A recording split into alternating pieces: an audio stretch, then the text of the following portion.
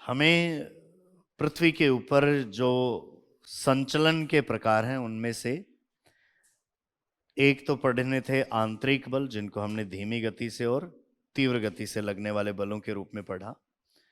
बाह्य बलों के रूप में यदि बात की जाए तो बाह्य बलों में कई ऐसी प्रक्रम हैं जो सतह पर अपर्दन और निक्षेपण की क्रिया से कई आकृतियों का निर्माण करती हैं। लेकिन उन सभी प्रक्रमों का जो प्रभाव है वो हमें तब दिखेगा जब किसी चट्टान का अपक्षय हो जाता हो। तो अपक्षय की क्रिया को हमने पहले पढ़ लिया है, जिसमें क्या शामिल है? सिर्फ चट्टान का कमजोर होना। अब इस अपक्षयित चट्टान को या कमजोर हुई चट्टान को कोई भी प्रक्रम, चाहे वो नदी हो, पवन हो, हिमानी हो, समुद्री लहरें हो, ये अपने स्थान से उस मेटीरियल को हटाएंगी तो उसको हम अपर्दन कहेंगे। दूसरी जगह तक उसको ले जाएंगी तो परिवहन कहेंगे, और दूसरी जगह पर ले जाकर जमा कर देंगी तो निक्षेपण कहेंगे। हमने अपक्षय की प्रक्रिया को अनाच्छादन टॉपिक के अंतर्गत पढ़ा है, जिसका मतलब है ऊपर का आच्छादन या कवर अलग होना। और कवर अलग होने की प्रक्रिया दो चरणों में संपन्न होती है। पहला चट्टान का कमजोर होना और दूसरा उसका अपने स्थान से हटना। तो अनाच्छादन स्थैतिक और गतिक क्रियाओं का परिणाम है, जिनमें पहली क्रिया थी कौन सी? स्थैतिक, जिसका नाम हो गया अपक्षय, और दूसरी क्रिया है कौन सी? गतिक, जो कि क्या है? अपर्दन। तो मिलाकर होगा अनाच्छादन। अब अनाच्छादन करने वाले प्रक्रम कौन कौन से हैं जो अपक्षयित चट्टान के पदार्थ को अपने स्थान से हटा सकते हैं, अपर्दन कर सकते हैं? तो उनमें इन बाह्य बलों के नाम आते हैं, चाहे बहती हवा हो, चाहे बहता पानी हो, चाहे बहती हुई बर्फ हो, चाहे समुद्र की लहर हो, चाहे चट्टानों के स्तरों में रिसता हुआ पानी हो। ये सब कुछ लैंडफॉर्म बनाते हैं। तो हम पृथ्वी पर काम करने वाले कुछ बाह्य प्रक्रमों की बात कर लेते हैं। और उन बाह्य प्रक्रमों में या आउटर प्रोसेस में सबसे पहले हम बात कर लेते हैं बहता जल, या हम कह दें नदी प्रक्रम से निर्मित स्थलाकृतियां, या हम कह दें नदी प्रक्रम के कार्य। बहते हुए पानी से इस पृथ्वी की सतह पर क्या क्या चेंजेस आते हैं? तो सबसे पहले तो हमें एक प्रोसेस देखनी है। किसी भी चट्टान का सबसे पहले क्या होगा? अपक्षय। अपक्षयित पदार्थ का अपने स्थान से हटना क्या कहलाता है? अपर्दन। अपर्दित पदार्थ एक स्थान से दूसरे स्थान तक जाता है तो उसको हम कह देते हैं परिवहन। और जब किसी अवरोध के कारण वो एक जगह इकट्ठा होता है तो उसको हम कहते हैं निक्षेपण। तो इस पूरे प्रक्रम को चरणबद्ध तरीके से पूछा जा सकता है कि कौन सा काम पहले होता है और कौन सा काम बाद में होता है। अब देखो, हम इस काम को तो पढ़ चुके हैं कि कोई भी चट्टान है उसका भौतिक, रासायनिक या जैविक तरीके से क्या होता है? अपक्षय होता है। अब ये बाह्य प्रक्रम जो काम करेंगे वो आगे के 3 चरण हैं। ये उस अपक्षयित पदार्थ को अपने स्थान से हटाएंगे, हटाकर दूसरी जगह ले जाएंगे और दूसरी जगह ले जाकर जमा करेंगे। ये बात आपको नदी के लिए भी करनी है, ये बात आपको हिमानी के लिए भी करनी है, ये बात आपको पवन के लिए भी करनी है। विभिन्न प्रक्रमों के लिए ऐसी बातें आपको करनी है। तो इसमें हम एक बिंदु डिस्कस करेंगे, किसका? अपर्दन का। अपर्दन क्या है और कैसे होता है? वैसे अपर्दन के साथ ही परिवहन शुरू हो जाता है, यानी किसी पदार्थ का अपने स्थान से हटना अपर्दन भी है, और वो मटेरियल हटकर दूसरी जगह गया तो उसमें उसी समय परिवहन की क्रिया भी चालू हो जाती। परिवहन किसी अपक्षयित चट्टान का कितना होगा? कम होगा या ज्यादा होगा? किस पर डिपेंड करेगा? तो इसको प्रभावित करने वाली कई चीजें। एक तो धरातल का ढाल कैसा है। यदि ढाल तेज है तो अपर्दन की क्रिया है वो भी कैसी होगी? तेज होगी। दूसरी बात डिपेंड करेगा कि जो प्रक्रम काम कर रहा है उसकी स्पीड कैसी है। यानी हवा हो चाहे पानी हो, वो किस स्पीड से चल रहा है। यदि उसकी स्पीड ज्यादा है तो भी अपर्दन ज्यादा होगा। तीसरी बात, चट्टान की संरचना है कैसी, उसका गठन कैसा है। यदि वो मुलायम है तो उसका आसानी से अपर्दन होगा, और यदि कठोर है तो उसका धीमी गति से अपर्दन होगा।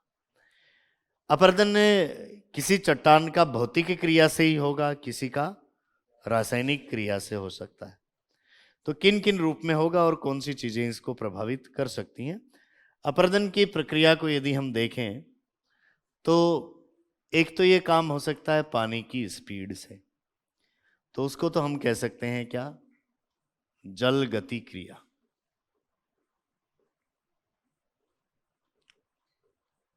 नदी प्रक्रम में यदि पानी की स्पीड से अपक्षयित पदार्थ अपने जगह से हट जाए तो वो कौन सी प्रक्रिया है, जल गति क्रिया।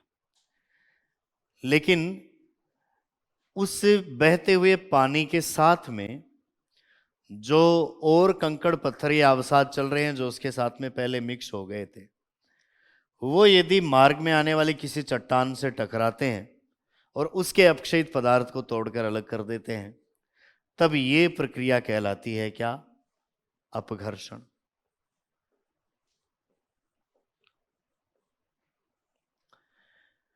अब इस जलगति क्रिया के कारण यानी पानी की स्पीड से मान लीजिए पानी ने किसी चट्टान का टुकड़ा तोड़ा, तो पानी हो गया और पानी के साथ में कोई चट्टान का टुकड़ा भी हो गया। अब पानी टकराकर आगे की चट्टान को तोड़ेगा तो जलगति क्रिया, लेकिन उसके साथ में चलता हुआ जो पत्थर का टुकड़ा है, चट्टान का टुकड़ा है, वो किसी दूसरी चट्टान से टकराकर उसको तोड़ेगा तो ये अपघर्षण। ऐसा करते करते पानी के साथ में बहुत ज्यादा मेटीरियल हो जाता है अपक्षय। वो यदि आपस में टकराकर टूट फूट कर और छोटा बनता जाता है तो उसका आपस में जो टकराना है उसको हम कह देते हैं क्या, सन्निघर्षण।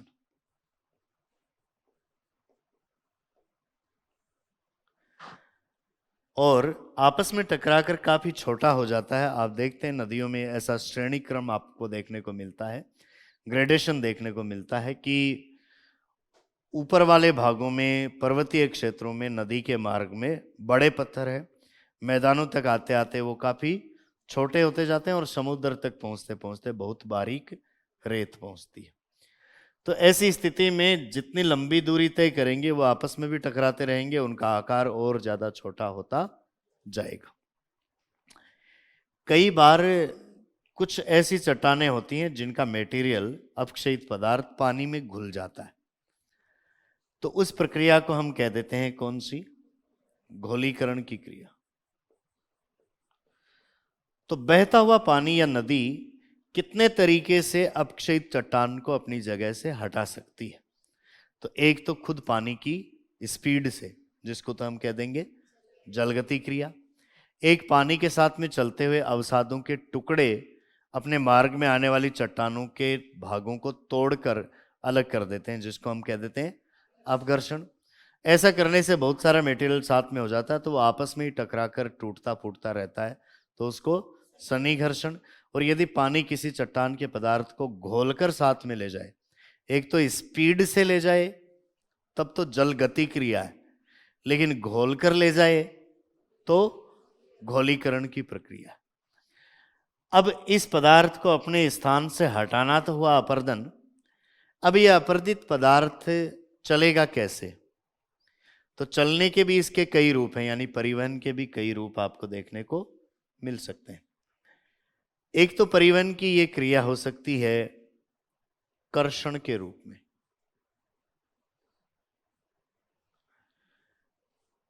कि नदी के साथ में चलने वाला मटेरियल सतह से ऊपर नहीं उठे, सतह के ऊपर ही ऐसे लुढ़कता रहे, तब तो वो प्रक्रिया है क्या, कर्षण। जैसे एक टायर है तो टायर ऐसे घूमता जाएगा आगे, लेकिन हमेशा सतह के संपर्क में रहेगा। ऐसे ही नदी के मार्ग में चलने वाले जो पत्थर हैं वो गोल होते हैं, पानी की स्पीड से वो ऐसे लुढ़कते रहते हैं। आगे उनके बढ़ने का जो तरीका होता है, जैसे ही पानी की स्पीड आती है तो ऐसे घूम जाता है घूम जाता है, ऐसे करते हुए आगे बढ़ता है, तो वो प्रक्रिया क्या है, कर्षण। लेकिन जो छोटे टुकड़े हैं वो पानी की स्पीड से सतह को छोड़ देते हैं कई बार, और पानी के साथ में उछल कर आगे गिर जाते हैं। अगर ऐसा होता है तो उसको हम कहते हैं वल्गन। अगर कोई टुकड़ा अपनी जगह से उछले बिना केवल इसी पर ऐसे ऐसे घूमते हुए आगे चले, ये जो इसमें प्रोसेस हो रही है वो कैसे हो रही है? ऐसे घूमने की प्रक्रिया के रूप में ही हो रही है। ऐसे ऐसे घूमता घूमता आगे बढ़ता है, तब तो है क्या? कर्षण। और यदि ये चट्टानी खंड पानी की स्पीड से, ये टुकड़ा यहां था और यहां जाकर गिर गया, यहां जाकर गिर गया, ऐसे उछल उछल कर चले, तो ये क्या है? वल्गन है। यदि बहुत बारीक मटेरियल की हम बात करें तो वो नदी के मार्ग में सतह के संपर्क में नहीं आता, वो पानी के बीच में ही लटकता हुआ ही चलता है। तो एक प्रक्रिया उसकी होती है किस रूप में? निलंबन के रूप में, सस्पेंडेड चलता है, यानी जमीन के ऊपर नहीं टिकता है, वो पानी में ही चलता रहता है, लटकता हुआ। और कुछ मटेरियल ऐसा होता है जो आपको दिखेगा ही नहीं, क्योंकि वो पानी के अंदर घुल गया है। तो उसका परिवहन एक किस रूप में हो सकता है? घुलकर भी हो सकता है।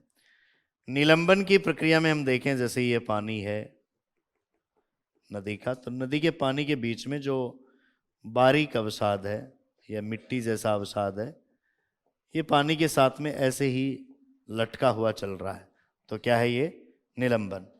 और यदि उसकी सतह पर उछल कर फिर सतह पर जाता है, फिर सतह पर जाता है, फिर उछल जाता है, तो ये वल्गन है। और सतह को छोड़ता ही नहीं है, उसी पर लुढ़कता रहता है आगे से आगे, तो ये है क्या? कर्षण। तो परिवहन लुढ़क कर हो सकता है, परिवहन उछल कर भी हो सकता है, परिवहन लटक कर भी हो सकता है, और परिवहन घुलकर भी हो सकता है। तो ऐसा प्रश्न किया जा सकता है कि नदी के प्रक्रम में परिवहन की प्रक्रिया किस किस तरीके से संभव हो सकती है। अब जैसे ही सामने कोई अवरोध आएगा, पानी की स्पीड कम होगी, तो ये जो परिवहन होता हुआ पदार्थ है ये वहीं जाकर जमा हो जाएगा, जिसको हम कह देंगे निक्षेपण। अब इस अपर्दन की या कटाव की क्रिया से कुछ आकृतियां बनेंगी और कुछ इस निक्षेपण या जमाव की क्रिया से आकृतियां बनेंगी, और उन आकृतियों के नाम आपको पूछे जाते हैं इस तरीके से कि नदी की आकृति कौन सी है, या पवन की आकृति कौन सी है, या हिमानी की कौन सी है, या ऐसे भी पूछ लेते हैं कि अपर्दन से बनी हुई कौन सी है, या निक्षेपण से बनी हुई कौन सी आकृति है। तो अगला हेडिंग डालिए आप, बाह्य प्रक्रमों में बहता जल या नदी प्रक्रम के कार्य।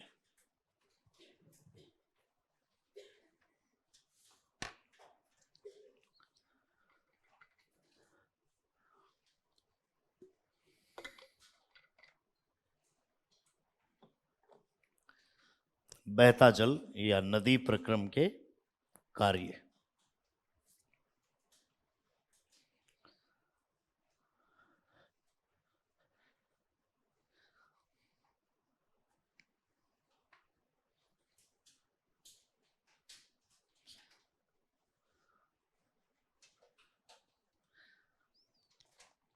पहला बिंदु तो ये लिख लीजिए, पृथ्वी पर बाह्य प्रक्रमों में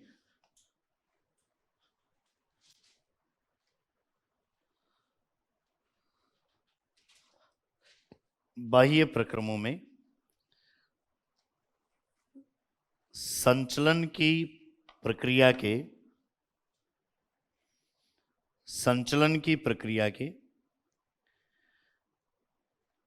क्रमिक चरण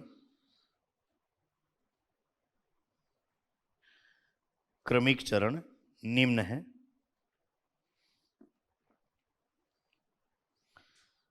क्रमिक चरण निम्न है। पहला लिखिए अपक्षय,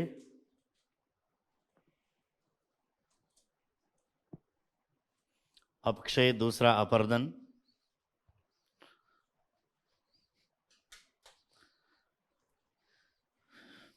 फिर परिवहन,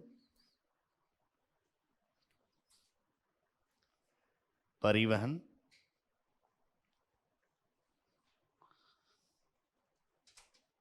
और फिर निक्षेपण।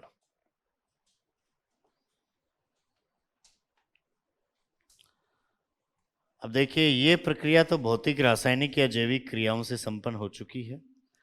आगे का काम ये नदी प्रक्रम करेगा। ये कई जगहों से पदार्थों को हटाएगा और किसी दूसरी जगह ले जाकर डालेगा। सामान्यतः नदी प्रक्रम की प्रक्रिया क्या है? नदी ऊंचे भागों से नीचे भागों की ओर ही बहेगी, यानी पर्वतों से समुद्र की ओर ही जाएगी। तो ये पदार्थ को कटाव तो कहाँ से करेगी? पर्वतों से, ऊंचे भागों से। और जमा कहाँ करेगी? निचले भागों में, यानी समुद्रों में। यानी नदी का टारगेट है ऊंचे भागों से पदार्थ को काटकर नीचे भागों में डाल दिया जाए। इस प्रक्रिया को हम कहते हैं समतलीकरण। क्या कहते हैं? समतलीकरण। जैसे आप जानते हो ना, अकराली, उसमें ऊंचे भाग को काटकर रेत को नीचे भाग में ही तो डाला जाता है। तो एक आप काम मशीन से कर रहे हो, यहाँ प्रकृति भी उसी काम में लगी हुई है। इस प्रक्रिया को हम तल समतलीकरण या ग्रेडेशन कहते हैं। तो ग्रेडेशन की जो प्रोसेस है, वैसे ये सभी प्रक्रम काम क्या कर रहे हैं इस धरती के ऊपर? ये इसको लेवल में लाने का काम कर रहे हैं। लेवल में किस हिसाब से? ऊंचाई के हिसाब से। लेकिन ये जैसे ही लेवल में लाते हैं तो पृथ्वी का जो मेटीरियल है, उसका जो पूरे पृथ्वी के केंद्र पर जो भार पड़ रहा है वो असंतुलित हो जाता है, जिसको आपने पढ़ा था भू संतुलन, सम स्थिति में। यानी बाह्य प्रक्रम लेवल तो सही करते हैं लेकिन सम स्थिति को बिगाड़ते हैं। यानी पर्वतों को काटकर समुद्र में डालेंगे तो एक जगह भार बढ़ाएंगे और एक जगह भार कम करेंगे। तो तल समतलीकरण की क्रिया भू संतुलन या सम स्थिति के विरोधी है। जो सम स्थिति बनी हुई है उसको तल समतलीकरण की प्रोसेस है वो अनियमित करती है, असंतुलित करती है, और पृथ्वी फिर वापस उसको एडजस्ट करती है। तो कहीं ऊंचा उठता है कोई भाग नीचा जाता है। तो लिखिए, अगला बिंदु लिखिए। अपक्षयित चट्टान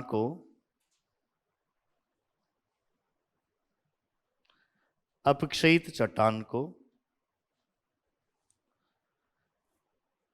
नदी द्वारा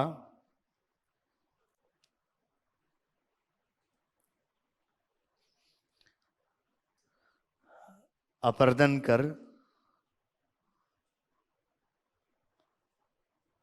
कर परिवहन करते हुए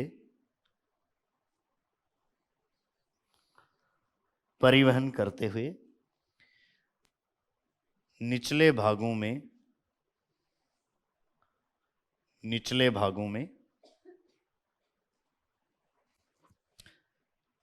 निक्षेपण किया जाता है।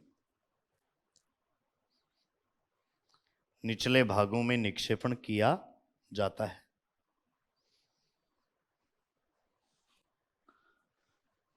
इस प्रक्रिया को तल समतलीकरण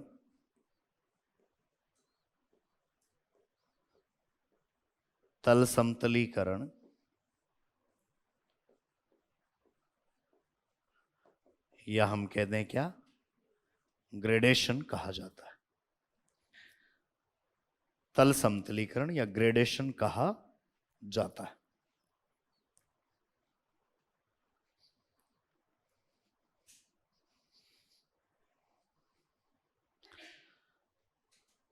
अब हमें ये तीनों ही प्रक्रियाएं पढ़नी है, अपरदन की प्रक्रिया, परिवहन की प्रक्रिया और निक्षेपण की क्रिया। तो लिखिए, नदी द्वारा अपरदन क्रिया।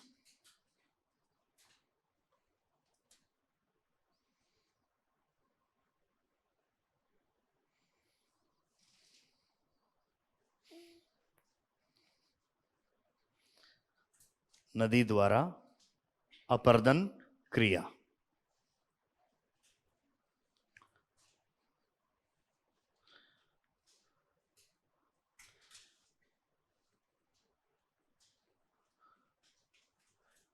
अपरदन की यह जो क्रिया है, इसको यदि हम नदी के मार्ग में देखें तो नदी अपक्षयित चट्टान को अपने मार्ग से जब हटाती है तो ये प्रक्रिया वो कई तरीके से कर सकती है, जिनमें एक तो है कौन सा, जल गति क्रिया, या जिसको हम कह सकते हैं कौन सा,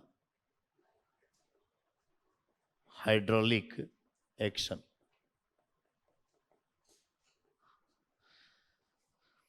लिखिए इसके सामने, नदी द्वारा अपक्षयित चट्टान का अपरदन, अपक्षयित चट्टान का अपरदन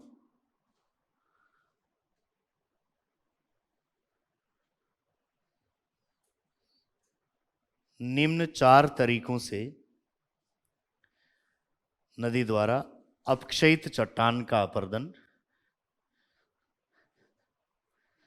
निम्न 4 तरीकों से किया जा सकता है।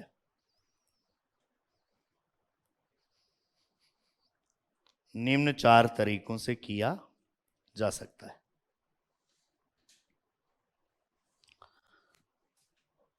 पहला तरीका लिखिए, जल गति क्रिया।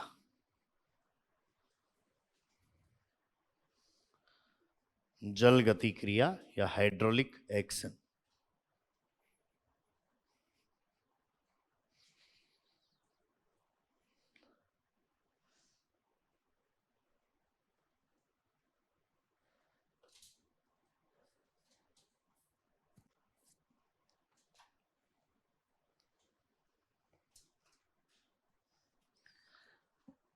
अब देखिए पानी की स्पीड का क्या फर्क पड़ता है, इस बात को हम ऐसे समझ सकते हैं कि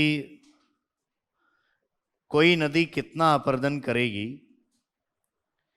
ये डिपेंड करेगा नदी की स्पीड पर, और नदी की भी स्पीड का वर्क के ऊपर।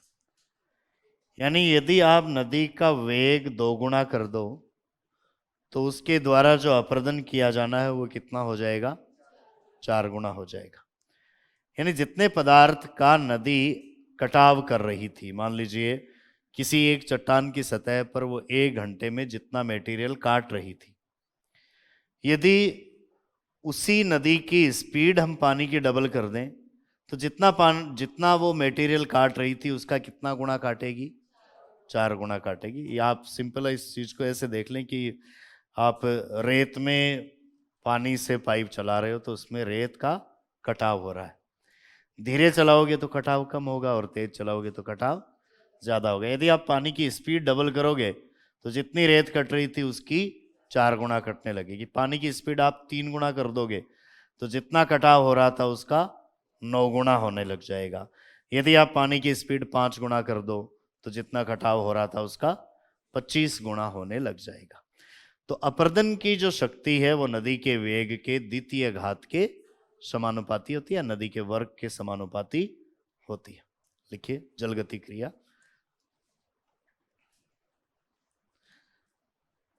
लिखिए नदी के जल द्वारा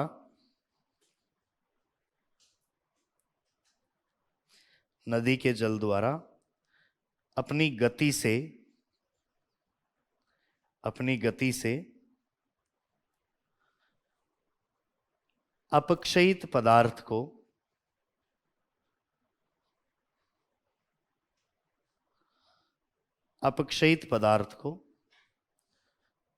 अपने स्थान से हटाना, अपक्षयित पदार्थ को अपने स्थान से हटाना जलगति क्रिया कहलाता है। जलगति क्रिया कहलाता है।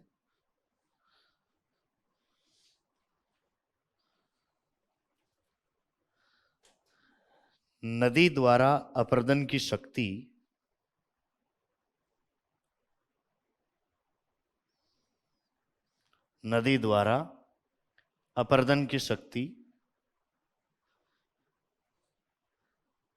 नदी के वेग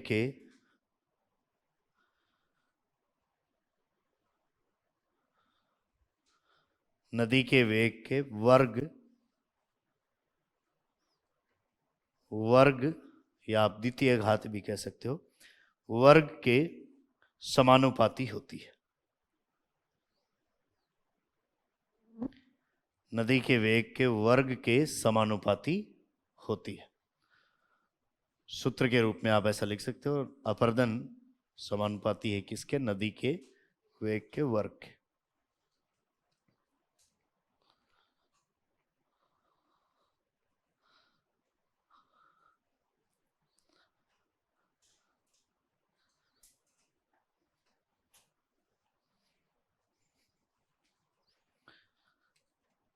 नीचे लिखिए, अर्थात नदी का वेग, अर्थात नदी का वेग दोगुना कर दिया जाए, नदी का वेग दोगुना कर दिया जाए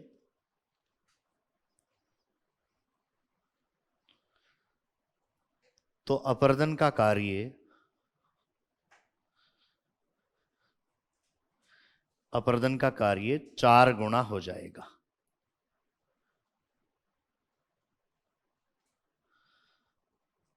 अपरदन का कार्य 4 गुना हो जाएगा।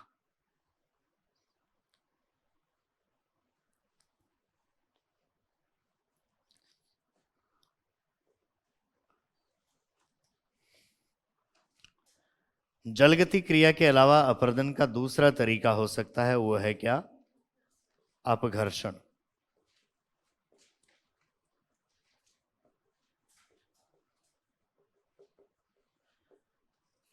अपघर्षण या एब्रेशन में हम देखेंगे कि नदी के पानी के साथ में भारी मात्रा में अवसाद भी चलता है। अवसाद कह दें या अपरदित पदार्थ कह दें, ये टुकड़े हैं, ये चलते हैं। इनमें से कुछ बड़े टुकड़े हैं वो सतह के ऊपर चलते हैं और कुछ जो बारीक हैं वो पानी के बीच में लटके हुए चलते हैं। अलग अलग टाइप का मटेरियल है। ये सारा मटेरियल जैसे ही मार्ग में, चाहे तो नदी का तल है उसमें टकराए, चाहे नदी के तटों पर किनारों पर टकराए, चाहे मार्ग में कोई और चट्टान है उससे टकराए, तो जब नदी के तल से, उसके किनारों से या मार्ग के अन्य चट्टान से अपक्षयित पदार्थ को तोड़कर वो अलग कर दे, तो वो प्रक्रिया है क्या? अपघर्षण। इसमें नदी के पानी के साथ में ये जो मटेरियल चलता है, ये चारों तरफ से इसके चोट लगने से गोल हो जाता है। और जब गोल मटेरियल नदी के पानी के प्रवाह के साथ में चलता है तो वैसे सीधा चलने के बजाय कैसा चलेगा? घूमकर चलेगा। ठीक वैसे ही जैसे आप एक बॉल को फेंके तो वैसे कभी भी सीधी नहीं जाती है, कैसे? घूमती हुई जाती है। लोग ऐसे ही ये सारा मटेरियल भी ऐसे सीधा ही नहीं चलता है, ये सारा कैसे चलता है? घूमता हुआ चलता है। तो मार्ग में किसी भी चट्टान से घूमते हुए टकराएगा तो उस पर चोट करेगा और उसके पदार्थ को अलग करेगा। ये प्रक्रिया कहलाएगी क्या? अपघर्षण। यदि नदी की स्पीड ज़्यादा है और उसके साथ में ऐसे हथियार हैं खूब, तब वो अपघर्षण ज़्यादा करेगी। और यदि केवल पानी ही है उसके पास में, तो वो किसके द्वारा अपरदन करेगी? जलगति क्रिया द्वारा ही करेगी। इनकी संख्या बढ़ने से पानी की स्पीड कम हो जाती है। पानी की स्पीड बढ़ने से इनकी संख्या बढ़ती है। यानी पानी जितना ज़्यादा तेज चलेगा, ये मटेरियल उतना ही उसके साथ में ज़्यादा हो जाएगा। लेकिन जितना ज़्यादा मटेरियल होगा, वो पानी के चलने का अवरोध उतना ही ज़्यादा करेगा। तो पानी की स्पीड तो इन अपक्षयित पदार्थों की मात्रा को बढ़ाती है, अवसाद की मात्रा को बढ़ाती है, लेकिन अवसाद पानी की स्पीड को कम करता है, नियंत्रित करता है। हालांकि स्पीड के साथ में यदि ये नदी के मार्ग में उपलब्ध हो तो ये अपघर्षण की क्रिया खूब करते। तो लिखिए दूसरा प्रकार अपघर्षण। देखिए, यदि नदी के साथ चलने वाले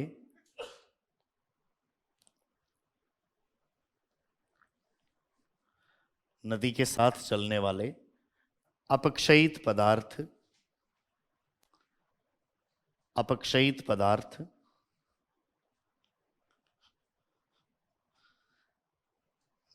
मार्ग में आने वाली चट्टानों से टकराकर, मार्ग में आने वाली चट्टानों से टकराकर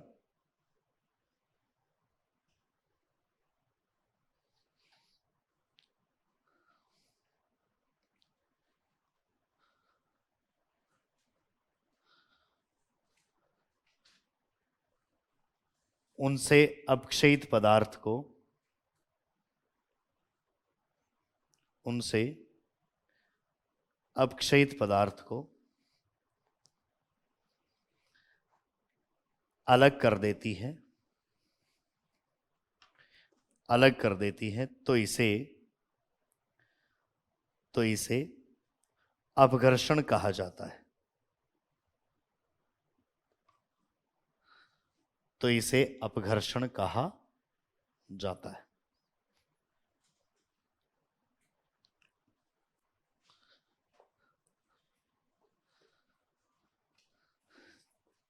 तीसरी एक प्रक्रिया है, वो है कौन सी?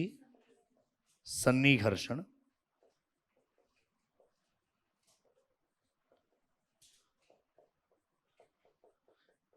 एट्रिशन। इसमें ये पदार्थ आपस में ही टकराकर और ज्यादा छोटे टुकड़ों में टूट जाए तो उस प्रक्रिया को हम कह देंगे क्या?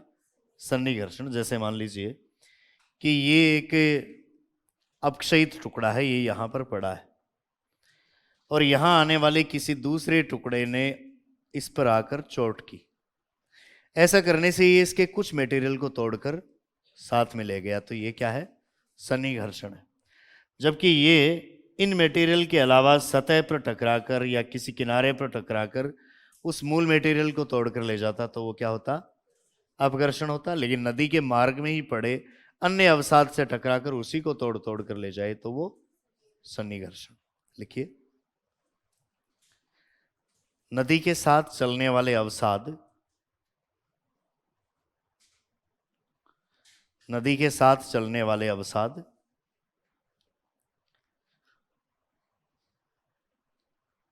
जब आपस में ही टकराकर और छोटे छोटे टुकड़ों में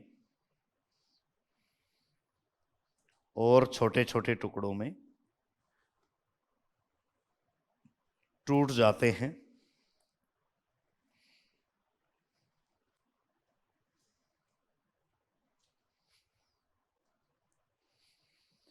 तो इसे सन्निघर्षण कहा जाता है।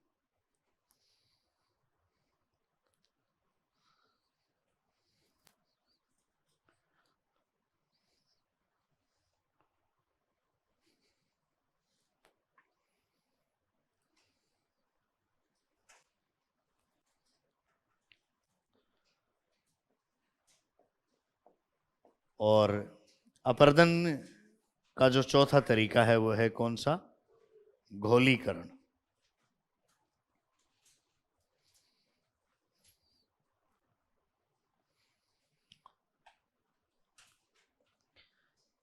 लिखिए, यदि नदी के जल द्वारा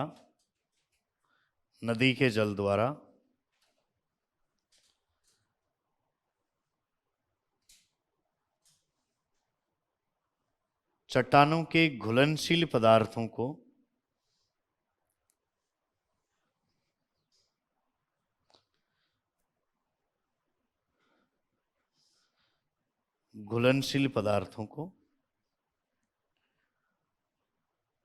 घोलकर अपने स्थान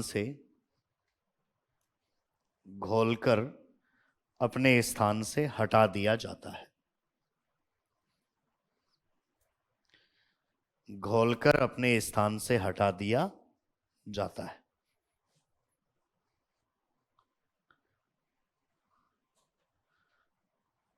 तब इसको हम कह देंगे कौन सी प्रक्रिया? घोलीकरण। तो अपने स्थान से पदार्थ का हटना पानी की स्पीड से हो सकता है, पानी के साथ चलने वाले अवसादों से हो सकता है, वो अवसाद आपस में टकराएं उससे हो सकता है, और घुलकर हो सकता है। इन सभी प्रक्रियाओं को हम जलगति क्रिया, अपघर्षण, सन्निघर्षण और घोलीकरण ये नाम देते हैं। अपरदन के बाद में दूसरा कार्य है वो है नदी का परिवहन।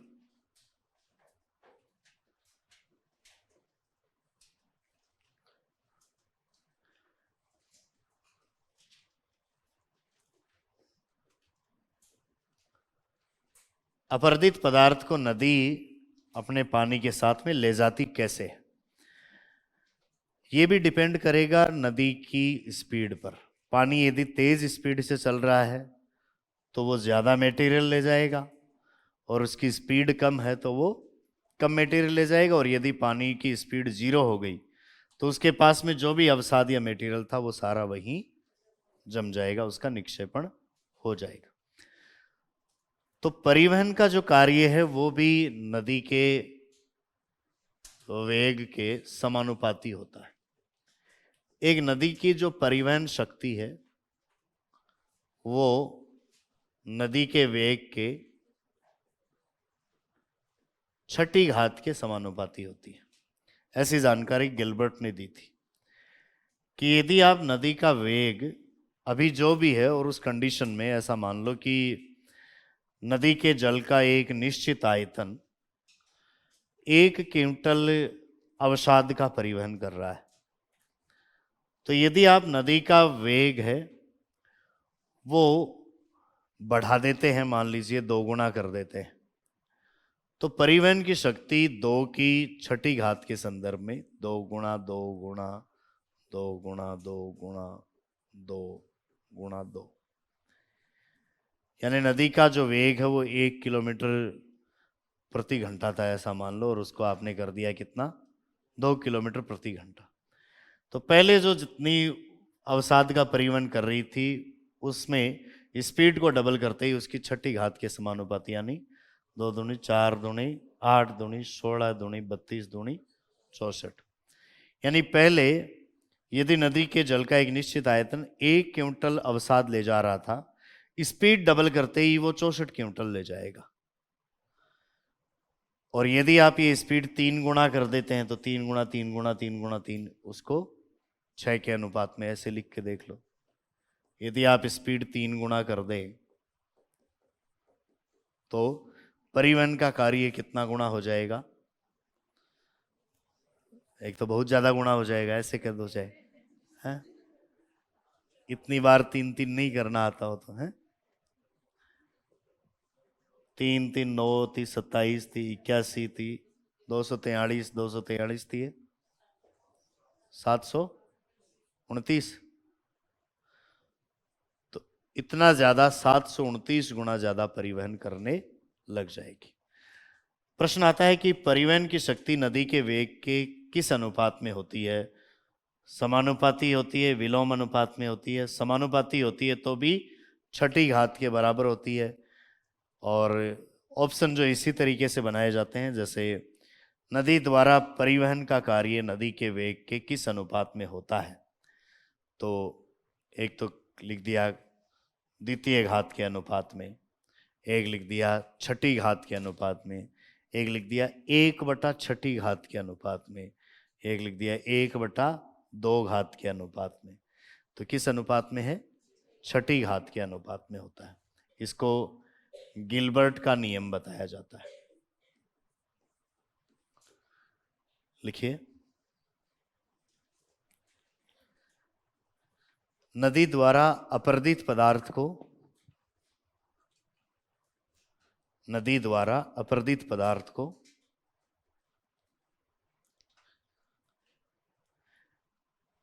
एक स्थान से दूसरे स्थान तक,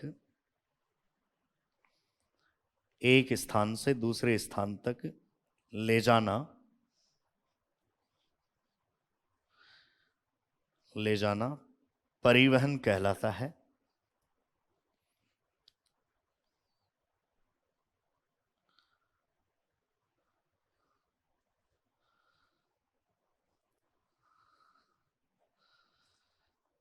तथा नदी का परिवहन कार्य,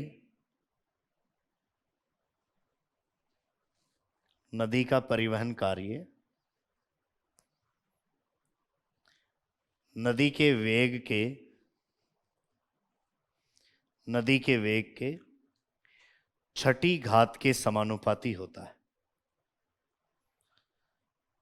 नदी के वेग के 6 घात के समानुपाती होता है।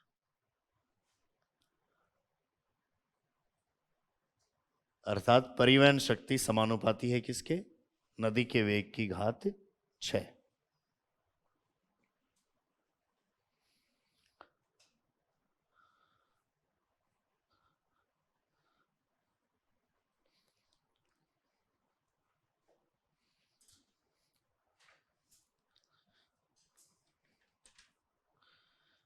परिवहन शक्ति समानुपाती है नदी के वेग की घात 6। नीचे लिख लीजिए इसे गिलबर्ट का, गिलबर्ट का छठी शक्ति का नियम,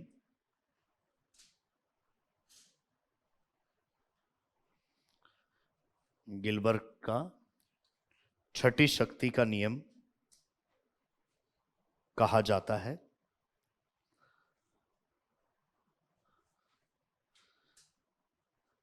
छठी शक्ति का नियम कहा जाता है। आगे लिखिए, अर्थात नदी का वेग दोगुना करने पर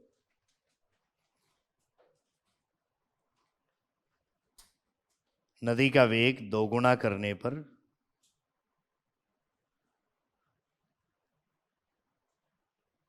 परिवहन की शक्ति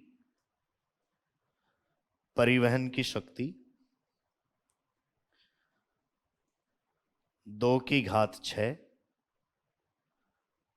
घात 6 अर्थात 64 गुना हो जाएगी। 2 की घात 6 अर्थात 64 गुना हो जाएगी। अब ये परिवहन का कार्य नदी करती किस किस रूप में है? तो लिखिए, नदी द्वारा परिवहन का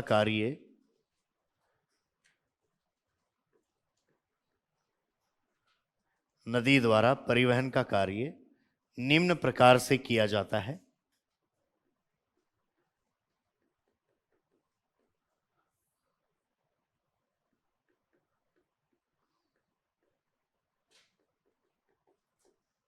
एक तरीका तो हो गया कौन सा? कर्षण, जिसको आप लुढ़क कर भी कह सकते हो। इसमें जो मटेरियल होता है वो सतह से ऊपर नहीं आता है, कभी भी सतह पर ही आगे से आगे लौटता हुआ चलता है। लोटन गति हम कहते हैं, रोटेट होते हुए घूमता हुआ आगे बढ़ता रहता है। तो उस प्रक्रिया को हम कह देते हैं कौन सी? ट्रैक्शन या कर्षण द्वारा। लिखिए, पहला प्रकार कर्षण द्वारा।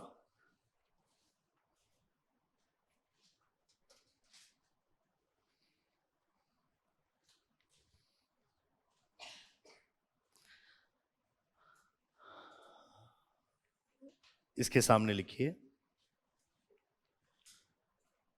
यदि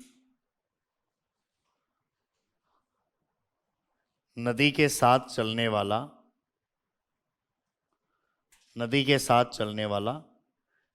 बड़े आकार का अवसाद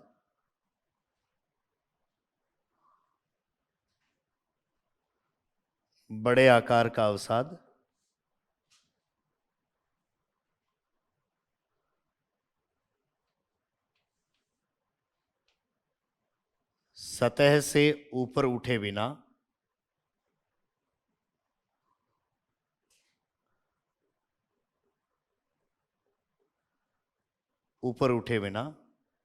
नदी के तल पर ही लुढ़कता हुआ स्थानांतरित होता है। लुढ़कता हुआ स्थानांतरित होता है।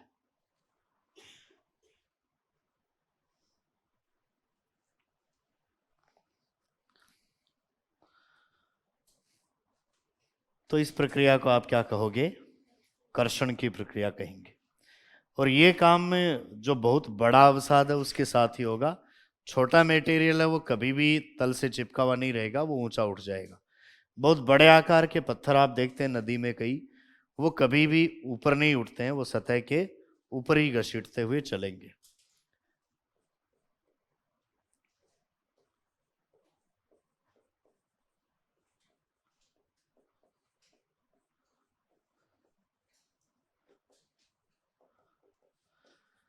दूसरी जो प्रोसेस है वो है वल्गन द्वारा, या हम कहते हैं साल्टेशन, या इस प्रक्रिया को आप कह सकते हो उछल कर। तो अपेक्षाकृत जो कि छोटा अवसाद है वो सतह से ऊपर उठ जाता है और ऊपर उठकर कुछ दूरी पर जाकर ऐसे गिरता है। इस तरीके से यदि पानी की स्पीड से अवसाद आगे उछल कर जाते हुए गिरता हुआ जाता है, तब हम उसको कह देते हैं कौन सा? वल्गन द्वारा।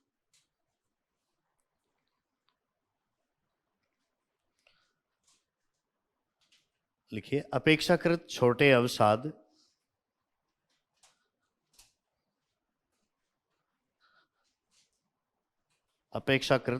अवसाद पानी के साथ उछलते हुए आगे बढ़ते हैं।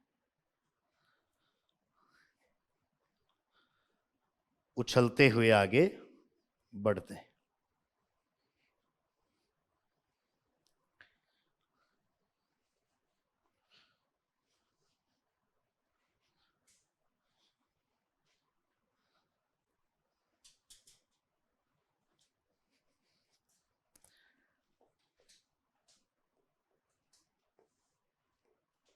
तीसरी जो प्रक्रिया है वो है कौन सी? निलंबन द्वारा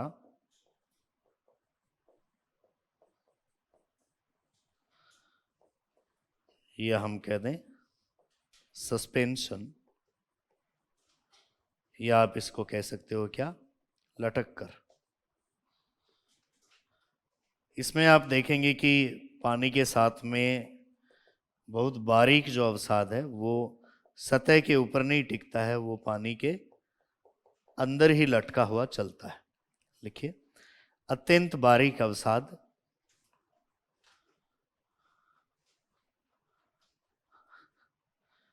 अत्यंत बारीक अवसाद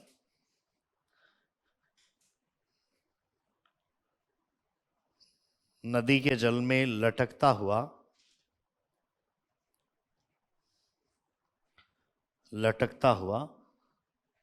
आगे बढ़ता है।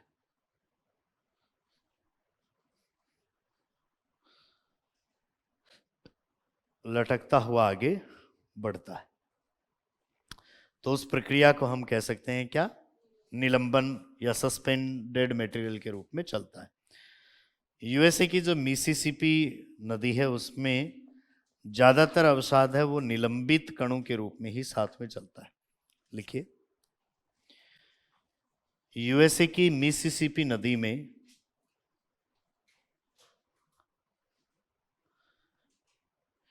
यूएसए की मिसिसिपी नदी में अधिकांश अवसाद का परिवहन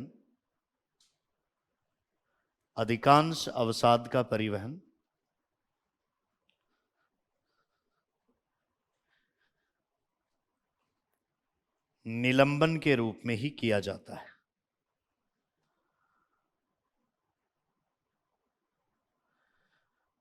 निलंबन के रूप में ही किया जाता है।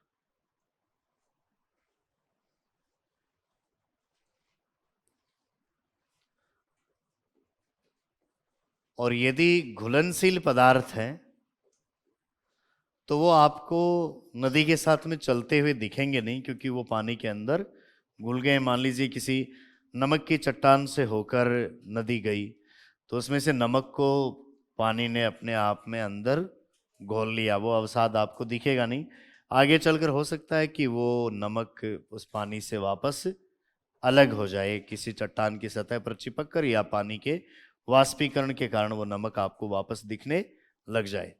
लेकिन जब वो नदी के साथ में घुलकर चल रहा है तो ऐसा अवसाद हमें दिखाई नहीं देता। यानी परिवहन का ये फॉर्म है, हमें प्रत्यक्ष दिखाई नहीं देता, बल्कि कुछ मटेरियल घुला हुआ नदी के अंदर रहता है। तो लिखिए, घुलनशील पदार्थों का परिवहन नदी द्वारा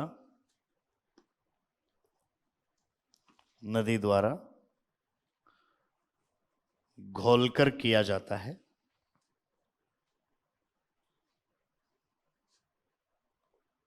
घोलकर किया जाता है।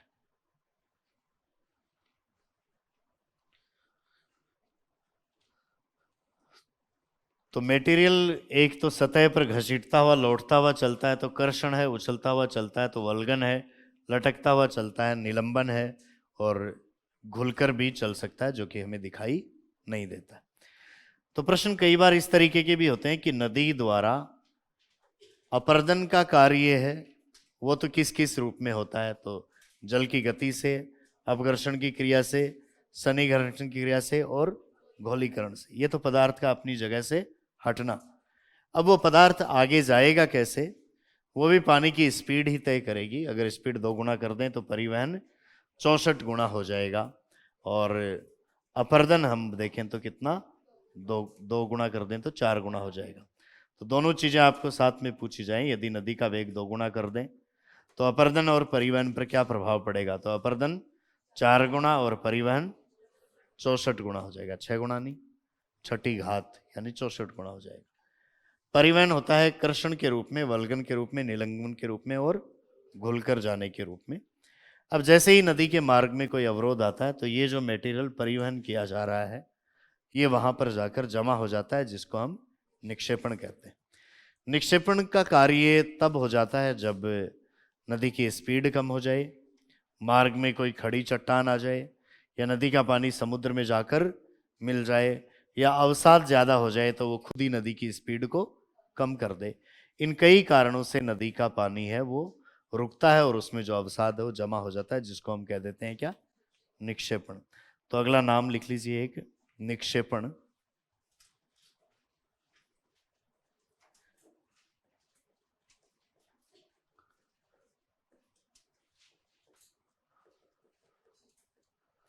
डिपोजिशन।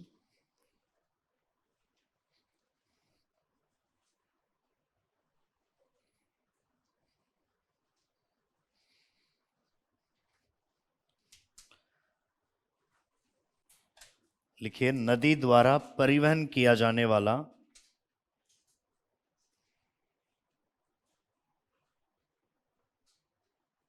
नदी द्वारा परिवहन किया जाने वाला अवसाद विभिन्न कारणों जैसे नदी का झील या समुद्र में गिरना,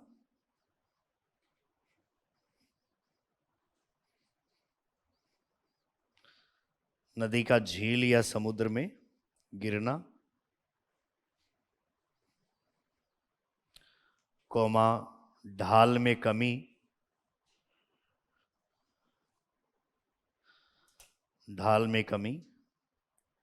कोमा मार्ग में अवरोध आना,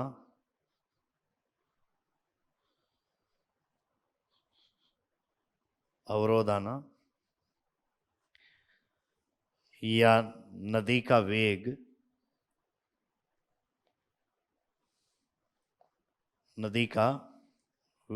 कम होने,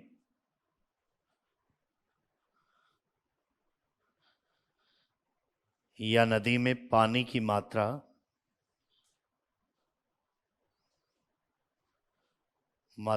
कम होने से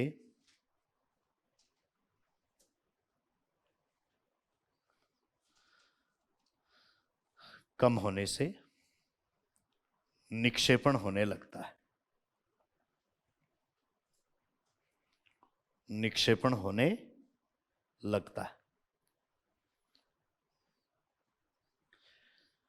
तो पहली प्रक्रिया आपने अपक्षय की पढ़ी। अपक्षय के बाद में उसका अपर्दन हुआ, अपर्दित पदार्थ का परिवहन हुआ, और परिवहन पदार्थ जब हो रहा था तो नदी के मार्ग में कोई अवरोध आया, या पानी की स्पीड कम हुई, या पानी की कमी हुई, या नदी समुद्र या झील में गिर गई, या ढाल में कमी आ गई, तो मटेरियल वहीं जमा होना शुरू हो जाता है, जिसको हम कह देते हैं निक्षेपण।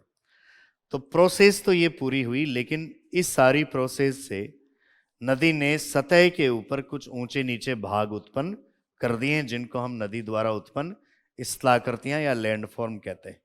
तो उनमें से कटाव या अपर्दन से कौन सी बनी, और जमाव या निक्षेपण से कौन कौन सी आकृतियां बनी, उन आकृतियों के बारे में हमें कल जानकारी लेनी है।